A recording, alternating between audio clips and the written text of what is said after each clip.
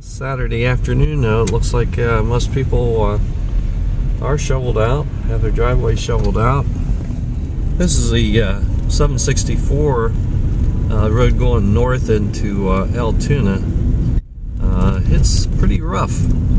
I think we're probably traveling in the middle of a 4-lane highway here.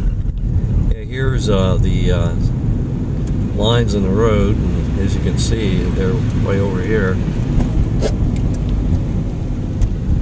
There's also highway. They're trying to get it cleared out here. 3 trucks. That's an unusual sight for this amount of snow. I guess not. Thanks to my brother Frank over here taking pictures, I'm able to drive, and he's able to get the pictures taken. You're doing a good job, Frank.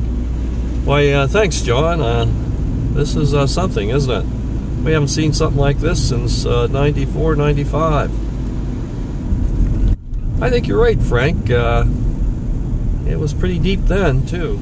This is a little hazard here in the road. I guess they'll be back, the 3 plows to get this cleared, but this doesn't look good. Stop here, Frank and I, looking at the parking lot at the mall.